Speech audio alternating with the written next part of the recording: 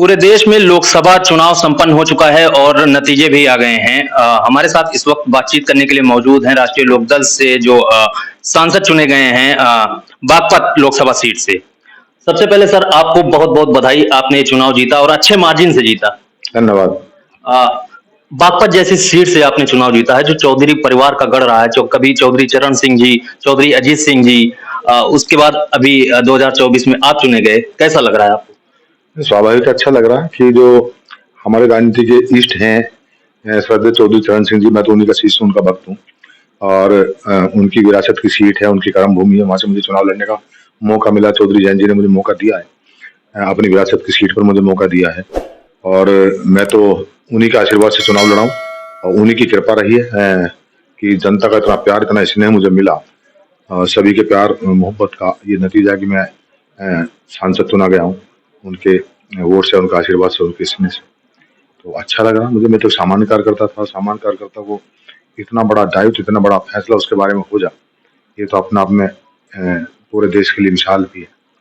मेरे पास कोई व्यापार कारोबार तो ऐसा कुछ है नहीं और बाकी तो मतलब निजी जीवन में भी अपना परिवार घर भी नहीं है, लेकिन जो चौधरी साहब ने मुझे आदेश दिया है, जो भरोसा जताया कि विरासत की सीट पर मैं जो उनकी विचारधारा उसको आगे बढ़ाऊं और उस लोकसभा क्षेत्र के लिए कुछ अच्छा करूं, तो इस उम्मीद पर मैं कोशिश करूंगा, खरा उतरूं।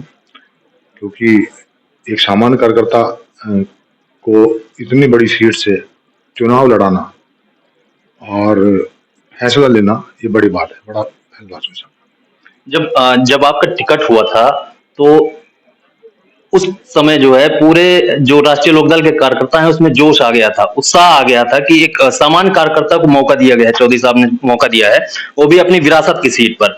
और आपने अभी जैसे बताया आपके पास उस समय कुछ उस समय क्या अभी भी आप कह रहे हैं कुछ है नहीं हमारे पास, हम तो दरी बिछा के सोते हैं और हमारा अकाउंट खाली है। इस पूरे जो चुनाव प्रकरण के दौरान कैसे आपने चुनाव लड़ा? किसके सहयोग से?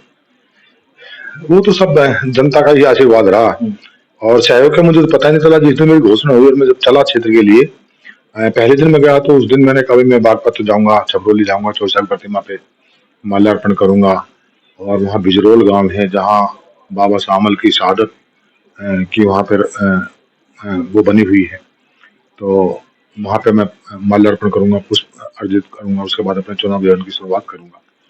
तो कितने लोग अपन अपनी गाड़ियां लेकर वहां आ गए मेरे वहां पर मेरठ में, जहां हमारा कार्यालय था, चलने का प्रोग्राम था हमारा। वो 400 500 600 गाड़ियों का काफिला हो गया। जब हम वहां गए तो 4 किलोमीटर का लंबा काफिला गाड़ियों का। इतना जोश था लोगों में, इतना जोश था कि वो रात तक डटे रहे जब तक हम वहां तक पहुंचे। कितना लंबा समय लगा उस रोड पर चलने पर, लगातार जाम में जूझते रहे, बढ़ते गए। और उसके बाद फिर मैंने जब चुनाव अभियान की शुरुआत अपनी की तो सब लोग अपनी गाड़ियां लेकर आते थे। अब सब लोग अपनी गाड़ियां मेरे साथ गाँव में जाने का काम करते थे, लोगों ने वोट मांगने का काम करते थे। ना मुझसे किसी ने कभी तेल के बारे में पूछा, ना कभी घोड़ा गाड़ी के बारे में पूछा, ना कभी खाने के बारे में पूछा। लोग अपने आप जुटे थे और उसके बाद जनता का प्यार मिलता चला गया, इतना मिलता चला गया। किसी ने कोई उम्मीद मतलब कोई मुझसे डिमांड नहीं रखी चुनाव के दौरान, चुनाव प्रचार के दौरान, अभियान के दौरान। और तमाम लोगों ने मुझे पूरा प्यार दिया, भरपूर आशीर्वाद दिया।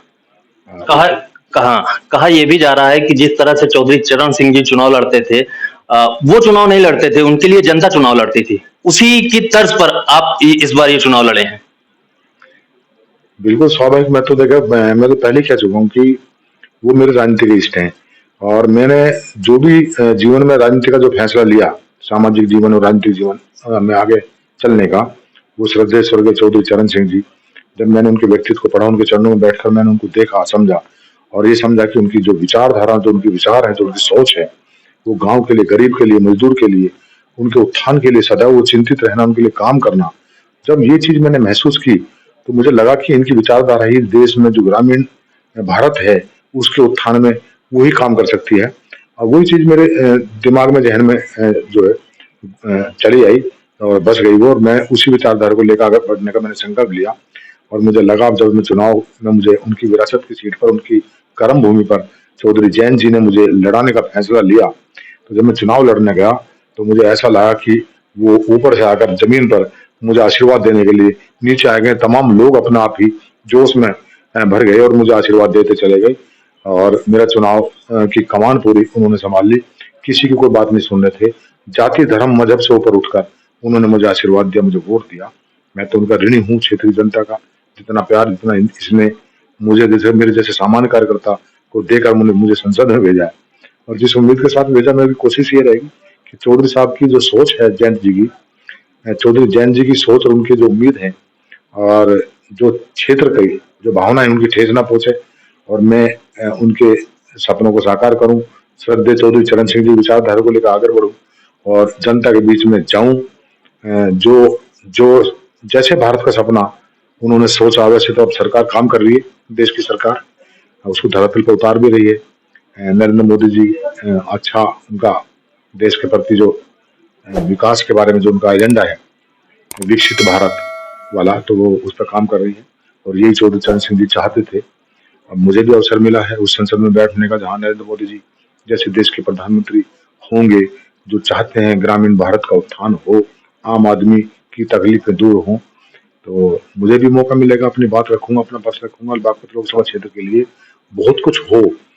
वहाँ का भी डेवलपमेंट ऐसा हो जैसा पड़ोस के जनपद हैं, चाहे गाजियाबाद हो, चाहे नोएडा हो, चाहे आपका सोनीपत हो, जैसा डेवलपमेंट वहाँ है ऐसे डेवलपमेंट बागपत में हो। और मुझे उम्मीद है कि प्रदेश के मुखिया, लोकप्रिय मुख्यमंत्री योगी आदित्यनाथ जी, वो भी, उनका भी आशीर्वाद मुझे मिल रहा है, मिलेगा आगे भी।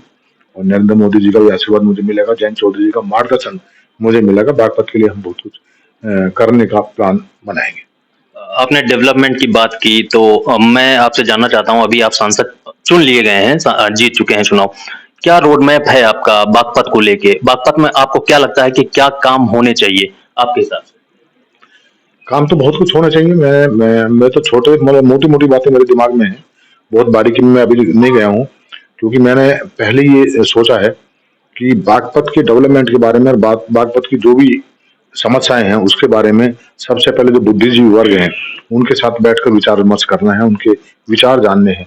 चाहे वो किसी भी फील्ड के लोग हों, चाहे मेडिकल लाइन के लोग हों, चाहे ब्यूरोक्रेट्स हों, चाहे आपके मीडिया से जुड़े लोग हों, चाहे एडवोकेट्स हों, किसी भी वर्ग के जो लोग हैं, तमाम बुद्धिजीवी लोगों के साथ में बैठकर उनसे पहले बातचीत करूंगा, उनसे चर्चा करूंगा, उनसे पूछूंगा किस तरह क्या क्या समस्या है, किन चीजों को लेकर हम आगे बढ़ें और किस तरह से हम आगे बढ़ें, और उनका भी सहयोग मैं उसमें लूंगा। तो वो सारा रोड मैप मैं उसके बाद ही तैयार करूँ। मैं नहीं चाहता कि हर रोड मैप के बारे में आज एजेंडा क्या मुझे रखना अपना आगे मैं खुद फैसला लूं। मैं चाहता हूं कि जनता से पूछ कर ही, जनता के बीच बैठकर ही तभी आगे बढ़ने का फैसला लिया जाना चाहिए, जिसके बारे में बहुत जल्दी काम करूंगा, बहुत जल्दी उनके बीच में बैठने वाला। अच्छा, आज आप जयंत चौधरी जी से मिले, क्या कहा उन्होंने? आज तो मैं बस सिर्फ आया था, उनका ये आभार जताना आया था कि मेरे जैसे सामान का तो आपने संसद भेज दिया है, जो मैंने कभी सपने में भी नहीं सोचा था कि मैं कभी पार्लियामेंट का चुनाव लड़ूंगा, और वो भी ऐसी विरासत की सीट जिनकी मैं पूजा करता हूँ आज भी।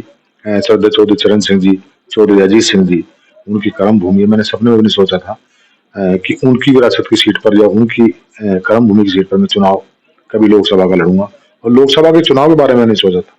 तो जैन जी ने फैसला लिया, मुझे लड़ा दिया, मैं आज संसद में पहुंचा हूँ, उनकी बदौलत पहुंचा हूँ, उनके फैसले के कारण पहुंचा हूँ।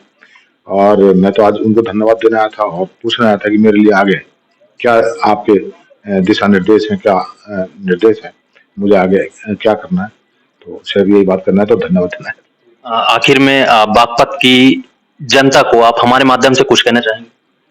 उनका बहुत बहुत धन्यवाद, इतना धन्यवाद उनका, मैं तो बागपत को ही धन्यवाद देता हूँ।